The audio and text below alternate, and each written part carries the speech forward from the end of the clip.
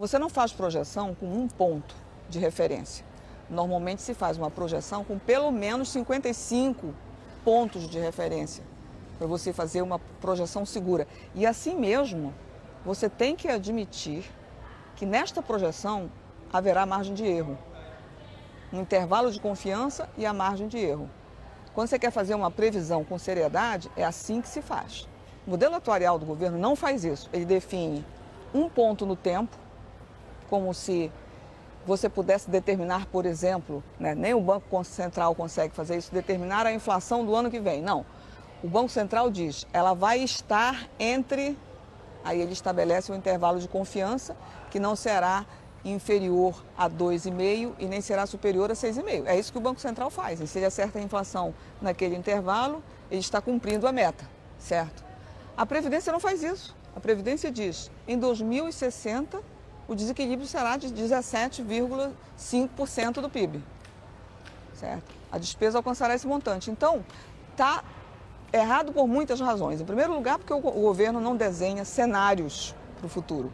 Para você fazer uma previsão honesta, você teria que dizer, olha, nós temos pelo menos 3 ou 4 cenários possíveis para o futuro, a depender do que vier a ocorrer, certo? Então, se vier a ocorrer uma crise externa, o cenário pode ser esse.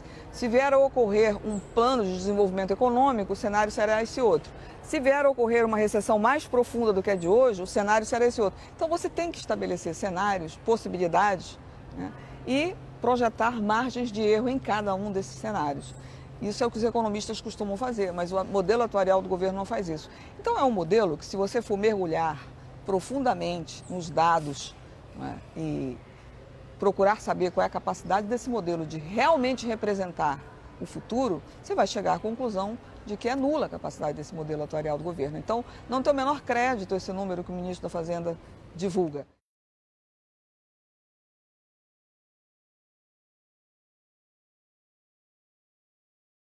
É uma afirmação que precisa de fazer algumas mediatizações, porque você dizer que hoje um Estado está falido, qualquer que seja o Estado, mesmo o Estado do Rio de Janeiro, que eu acho que é o caso mais grave, é falar uma platitude, certo?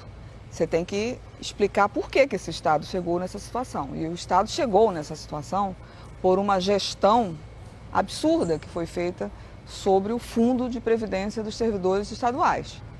A culpa não é dos servidores, não é que os servidores não tenham contribuído ou que aumentou demais o número de inativos. Não é esse o problema do Estado do Rio de Janeiro. O problema do Estado do Rio de Janeiro é que o Fundo de Previdência dos Servidores Públicos foi desfalcado nos seus ativos. E quem praticou este ato foi o governo Sérgio Cabral. Então agora, a solução não pode ser jogar o peso sobre os servidores, porque se você não diz que quem causou o problema não foram os servidores, certo? Você vai atirar a responsabilidade do equilíbrio fiscal em cima dos servidores. É por isso que tem que ser mediatizada essa afirmação, certo? Então, o governo federal, ele tinha que se corresponsabilizar pela situação do Estado do Rio de Janeiro. Então, de fato, ele tem que suspender essa dívida sem exigir condicionalidades, certo?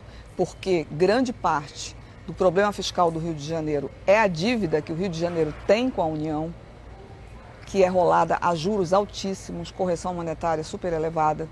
Isso não se diz, né? Se diz sempre que o problema do Estado do Rio de Janeiro é previdenciário, quando na verdade existe uma dívida do Estado com a União que é extremamente pesada e que a União se mostrou o tempo inteiro e por muitos anos incapaz de renegociar, certo?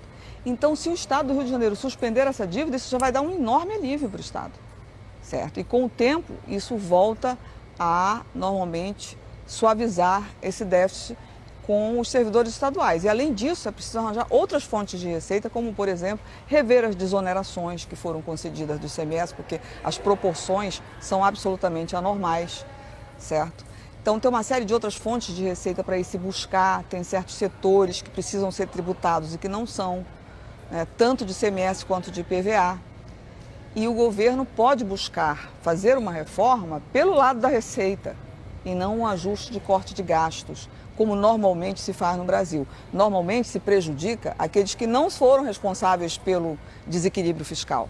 Então, mais uma vez, o que se quer fazer com o Rio de Janeiro é atirar o custo do ajuste fiscal sobre os funcionários públicos, que não tem absolutamente nada a ver com isso, certo? Então, dizer que o Estado está quebrado é de fato uma platitude, se você não disser quem causou, né? A causalidade do déficit é absolutamente decisiva para você definir qual a solução para o déficit.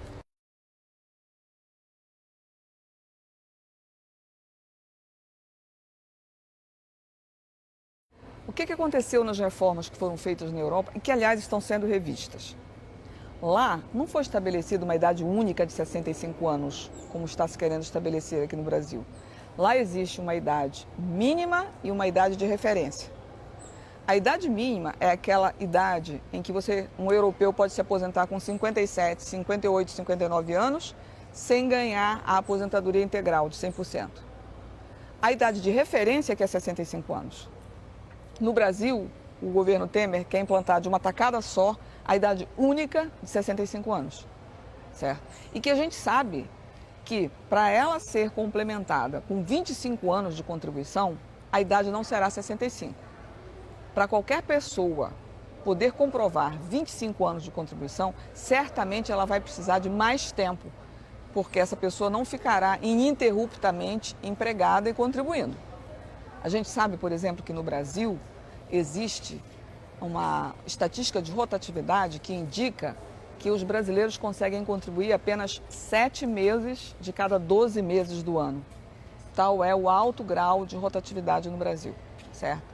Então, se você for fazer as contas, ninguém vai se aposentar com menos de 72 anos.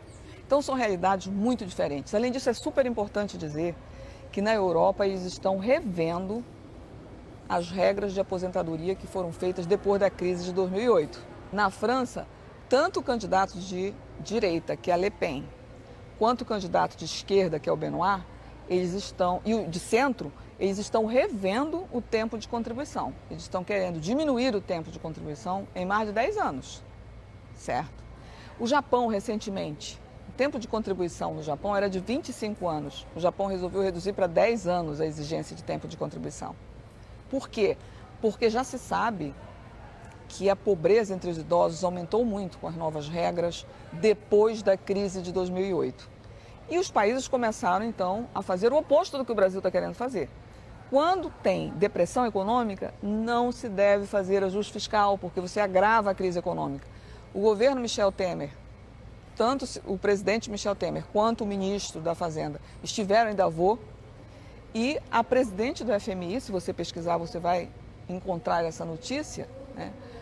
A Christine Lagarde chamou a atenção do presidente Michel Temer, deu um pito no presidente Michel Temer, dizendo que não era adequado o que ele estava fazendo no Brasil. Ele estava fazendo um ajuste fiscal, inclusive uma reforma da Previdência, que era mais recessiva ainda e que, portanto, ele ia prejudicar muitos brasileiros.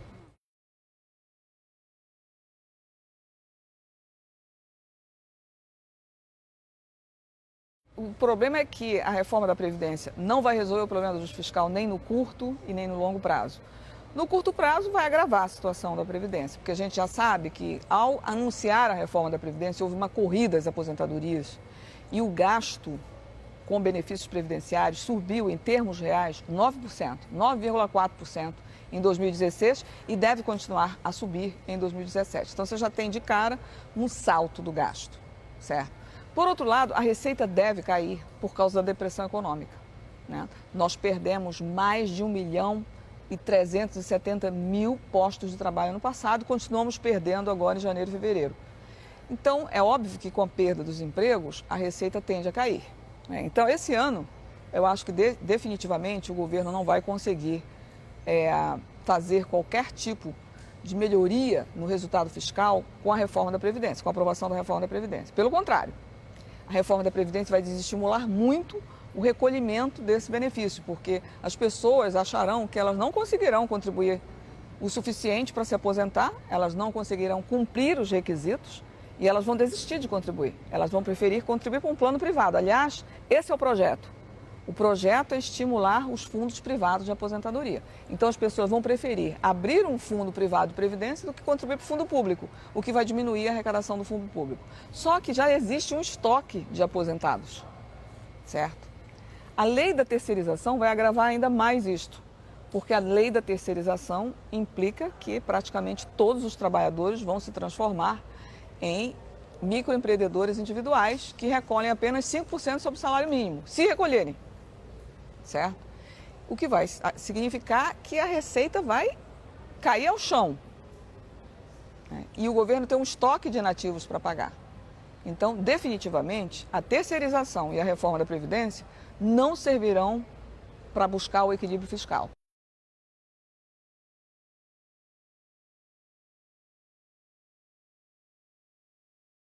Dizer que a reforma da Previdência beneficia os mais pobres deve estar faltando óculos ao governo, não sei. A juventude do Nordeste, né, e da periferia das grandes cidades significa voto na urna, que são os que serão mais empobrecidos, porque a gente sabe que a expectativa de vida dos homens da periferia das grandes cidades e dos homens do Nordeste e do Norte é muito mais baixa. Ela não consegue atingir os 65 anos. E na periferia não consegue superar os 54 anos. Então, o governo dizer que só se aposenta quem tiver 65 anos, ele está dizendo para uma grande parte da população brasileira pobre que ela não se aposentará. Então, isso é voto na urna. E eles sabem fazer muito bem a conta, eles sabem quais são as vantagens e as desvantagens de você aprovar uma reforma excludente como essa. E 2018 está muito perto, né? Falta um pouco mais do que um ano.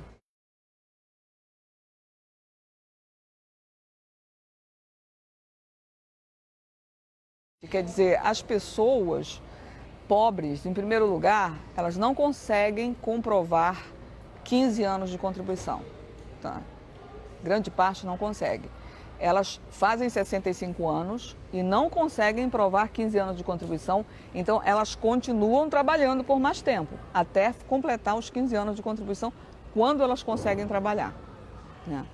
Porque na maior parte das vezes as pessoas após os 65 anos só conseguem empregos informais, empregos temporários, então definitivamente elas não se aposentam. E quando se aposentam, 70% dessas aposentadorias é equivalente ao salário mínimo.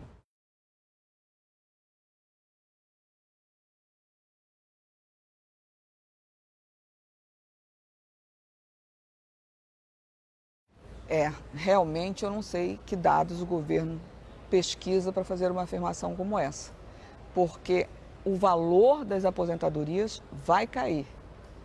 E vai cair por dois motivos. Em primeiro lugar, porque ao invés de ser 70% do valor médio dos benefícios, certo? Será 51% do valor médio dos benefícios.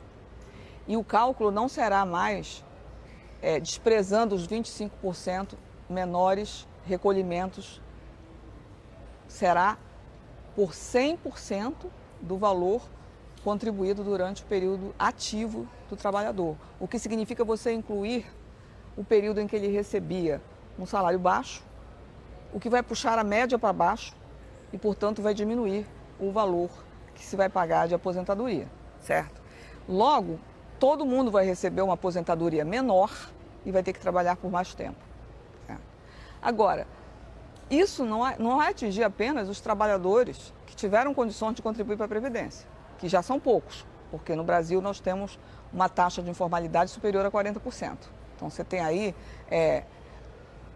muita gente que sequer receberá um benefício previdenciário, certo? O governo não fez nenhuma reforma para incluí-los, o que já é um equívoco, né? E quem conseguir pagar a Previdência depois da terceirização, que vai ser uma minoria, vai receber menos.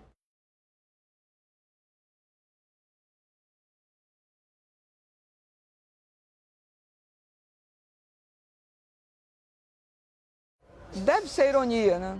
Será que eu devo tomar isso como uma ironia do ministro? Porque o que a PNAD de 2015 disse não foi isso. O que a PNAD de 2015 mostrou é que as mulheres negras recebem um salário que é 45% do salário médio de um homem branco. E as mulheres brancas ganham 70% do salário de um homem branco, certo? E que quanto mais escolarizadas elas são, maior a distância entre o salário dos homens e o salário das mulheres. Ora, quer dizer, as mulheres elas são praticamente punidas por aumentarem a sua escolaridade, certo? Então, eu não sei onde ele olha para o futuro e consegue enxergar que no futuro as mulheres estarão ganhando a mesma coisa que os homens, porque trata-se de uma relação de poder no mercado. E relação de poder depende da pressão que as mulheres serão capazes de exercer dentro do mercado de trabalho por maiores salários, por maior justiça. E isso depende muito dos movimentos políticos, muito mais do que dos movimentos da economia. Agora, uma coisa muito importante dizer nesse debate, que 64% das aposentadorias por idade são de mulheres, certo? Porque as mulheres não conseguem comprovar os 30 anos de contribuição para se aposentarem por tempo de contribuição. Existe uma crítica, né, de que as mulheres se aposentam muito cedo, porque pela regra da aposentadoria por tempo de contribuição, elas poderiam se aposentar com até 53 anos. O interessante é que as pessoas não dizem o oposto, não dizem que as mulheres representam 64% das aposentadorias por idade, ou seja, elas só se aposentam aos 60 anos, porque elas não conseguem se aposentar por tempo de contribuição.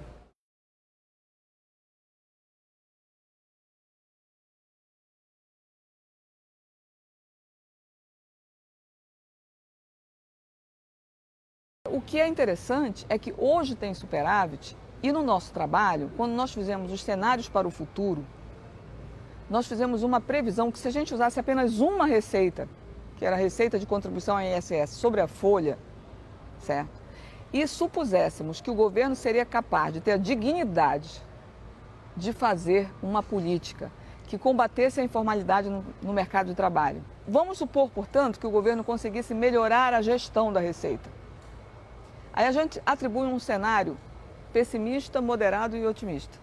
No cenário pessimista, dentro do modelo atuarial do governo, ou seja, aquele modelo que tem uma dominância de variáveis demográficas e que, portanto, superestima a despesa, porque aumenta demais a população de idosos, né? E mexêssemos apenas numa reforma pelo lado da receita, supondo que o governo é capaz de fazer uma política macroeconômica melhor, de redução da informalidade, de aumento da produtividade e de melhor gestão da receita, certo? Nós teríamos um superávit com apenas uma fonte de receita, que é a receita de contribuição sobre a folha, em 2028. 2028 nós teríamos superávit, certo? Dentro das regras do modelo atuarial do governo, que é um modelo precário, certo? Então, quer dizer, na verdade, o resultado da Previdência, isso eu queria deixar muito claro, depende muito da política macroeconômica. O que mais define o resultado da Previdência não é a idade da aposentadoria, não é o tempo de contribuição.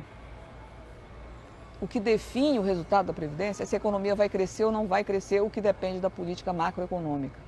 Uma política macroeconômica que é deliberadamente recessiva, de juros estratosféricos, de contração fiscal com queda de investimentos públicos, com desonerações tributárias em alta escala, certo?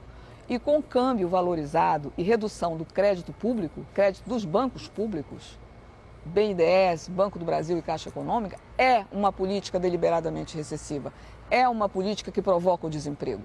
E o desemprego agrava o resultado da Previdência. Então, o grande determinante do resultado fiscal da Previdência é a política monetária. Se você supõe uma melhora na política monetária, o resultado da Previdência muda completamente. Mas o governo prefere praticar a recessão para impor uma reforma que é punitiva da classe trabalhadora brasileira. Uma reforma que vai provocar a miséria, que vai provocar a fome na sociedade brasileira, apenas com o objetivo de cortar os gastos, sem fazer nenhum estudo de impacto econômico e social dessas medidas. Quando a gente sabe que essas medidas, além de provocar empobrecimento na população, vai gerar uma queda brutal de receita e que jamais o equilíbrio fiscal da Previdência vai ser alcançado por esse fim. Mas isso não entra no debate. Os meios de comunicação não trabalham em cima do impacto da política macroeconômica na Previdência e nem no fato de que a reforma da Previdência vai derrubar as receitas da Previdência.